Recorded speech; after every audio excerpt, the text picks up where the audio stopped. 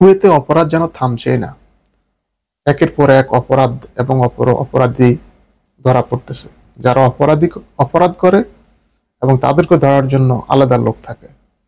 কারণ কুয়েতে আছে বিভিন্ন গোয়েন্দা সংস্থা, বিভিন্ন গোয়েন্দা সিকিউরিটি সংস্থা। তাই আজ আপনাদেরকে এমন একটি ভিডিও শেয়ার করব যে কাজের সাথে কুয়েতি এবং বেদুরা জড়িত। কারণ কুয়েতে 2,20,000 দিনারের নাইটেক্স উদ্ধার করা হয়েছে একটি অভিযানে, যেখানে মেডিসিনের একটা নিয়ন্ত্রণীয় সেখানে অভিযান চালানো হয়েছে এবং বিপুল পরিমাণ মাদক উদ্ধার করা হয়েছে। ভিডিওটিতে একটি লাইক দিন এবং ভিডিওটি সম্পূর্ণ দেখবেন। আর বরাবর মত আপনাদের কাছে আমার একটি ছোট্ট রিকোয়েস্ট, আপনারা যদি আমার চ্যানেলে নতুন হয়ে থাকেন অবশ্যই আমার চ্যানেলটি সাবস্ক্রাইব করবেন। আর যারা অলরেডি সাবস্ক্রাইব করেছেন সবাইকে জানাই আন্তরিক অভিনন্দন। আর যারা ফেসবুক পেজ থেকে ভিডিওগুলো দেখেন অবশ্যই ফেসবুক পেজটি ফলো দিয়ে রাখবেন।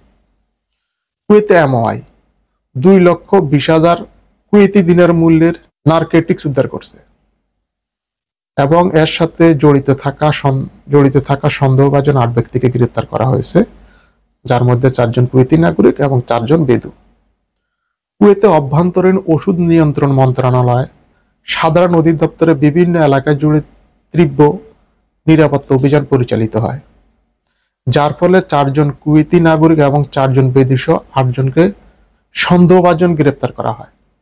এই অপারেশনে 50 কেজি হাশিশ এবং 25,000 লিরিকা ক্যাপসুল, 5 কেজি সাবু, 1 কেজি রাসায়নিক পদার্থ, 2,000 ক্যাপ্টেনগন ট্যাবলেট এবং অন্যান্য মাদক সম্পর্কিত আইটেম সহ বিপুল পরিমাণ মাদক জব্দ করা হয়েছে, যার আনুমানিক বাজার মূল্য 2,20,000 কুয়েতি দিনার।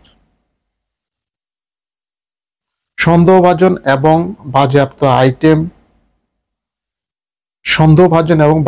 আইটেমগুলোকে আইনি পদক্ষেপের জন্য পাবলিক প্রসিকিউশনে পাঠানো হয়েছিল, যেখানে মন্ত্রণালয়ের মাদক পাচার মোকাবেলা এবং জনগণের নিরাপত্তা নিশ্চিত করার জন্য তার প্রতিশ্রুতি পুনর্ব্যস্ত করছে।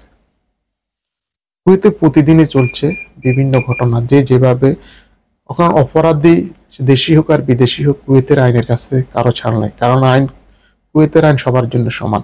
তাই নিজে অপরাধ করবেন না এবং অপরাধীকে সাহায্য করবেন না। কুয়েতের আইনকে সম্মান করুন। ভালো থাকবেন। ভিডিওটি যদি ভালো লাগে থাকে অবশ্যই লাইক এবং শেয়ার করবেন। আল্লাহ হাফেজ।